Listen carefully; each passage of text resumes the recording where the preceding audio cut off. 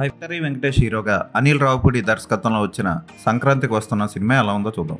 అనిల్ రావుపూడి సినిమాల మీద పెద్దగా ఎక్స్పెక్టేషన్స్ ఉండవు. ఎందుకంటే ఇప్పటి వరకు అతను తీసిన సినిమాలు అన్నీ కూడా పెద్దగా కథ లేకున్నా జబర్దస్త్ స్కిట్లతో, ఓవర్ ద టాప్ అనిపించే కామెడీ సీన్లతో ఏదో అలా టైంపాస్కి అలా నడిచిపోతాయి.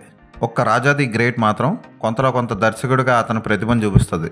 ఒక టిపికల్ క్యారెక్టర్ గుడ్డివాడైన రాజాని క్రియేట్ చేసి దానితో అద్భుతమైన కామెడీ పండించాడు ఆ సినిమాలో. ఆ తర్వాత మహేష్ బాబుతో చేసిన సర్లేరు నీకెవరు కూడా ట్రైన్లో కామెడీ మరీ ఓవర్ ద టాప్ అనిపిస్తుంది.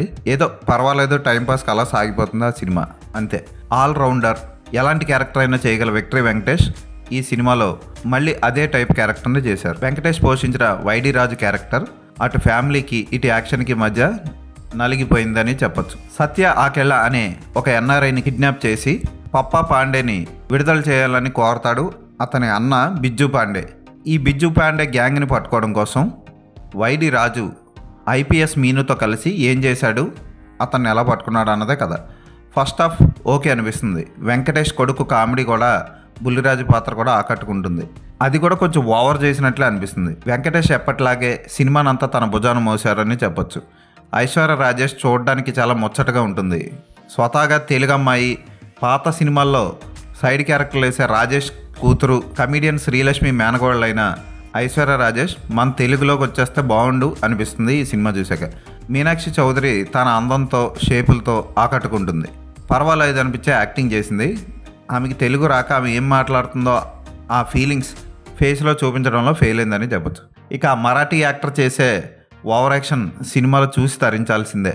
మిగిలిన క్యారెక్టర్లన్నీ జబర్దస్త్ స్కిట్లో వచ్చిన యాక్టర్లా అనిపిస్తాయి. క్లైమాక్స్లో మళ్ళీ ఇంకో సినిమాకి కలుద్దాం, ఇంకో పండగ కలుద్దాం అంటూ అనిల్ రావుపూడి వాళ్ళ నాన్నతో పాటు వస్తాడు. పర్లేదు అనిపిస్తాడు ఈ సినిమాలో. ఫ్యామిలీతో సరదాగా సంక్రాంతికి ఒక సినిమా చూద్దాం అనుకుంటే ఈ సినిమాని ప్రిఫర్ చేయండి. ఎందుకంటే డాకు మహారాజా లాంటి స్టైల్ తప్ప కంటెంట్, ఎమోషన్ లేని సినిమా చూడడం కంటే గేమ్ చేంజర్ లాంటి మెసేజ్ ఉన్న అస్సలు బాగోలేని టేకింగ్ చూడడం కంటే క్రింజ్ కామెడీ అయినా సరే సరదాగా టైంపాస్కి ఈ సినిమాను ఒకసారి చూడొచ్చు.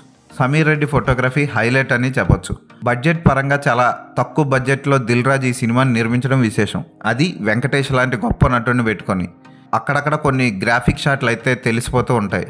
బీమ్స్ మ్యూజిక్ బాగుంది, చాలా బాగా ఇచ్చాడు. వెంకటేష్ పాడిన పాట కూడా ఓకే అనిపిస్తుంది. మీను పాట చాలా బాగుంది. గోదావరి గట్టు పాట ఎంత హిట్ అయిందో మీ అందరికీ తెలుసు. సినిమాలో కూడా ఆ పాటే హైలైట్. ఎడిటింగ్ చాలా చేయాల్సి ఉంది, ముఖ్యంగా సెకండ్ హాఫ్లో. సరదాగా ఫ్యామిలీతో ఈ సినిమాను ఒకసారి చూడొచ్చు. ఈ సినిమాకి నేను ఇచ్చే రేటింగ్ 3/5.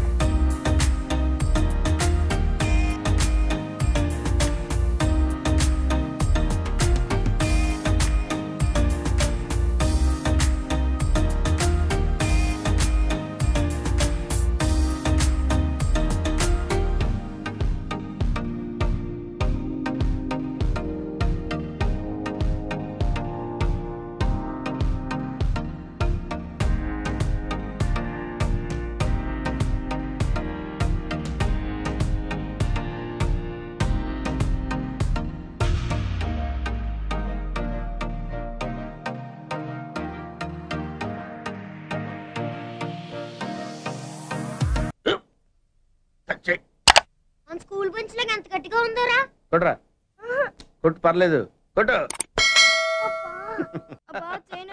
బాబాయ్ ఏంటి నువ్వు కొడతావా? కమా బీట్ మీ యార్. వద్దు బాబాయ్.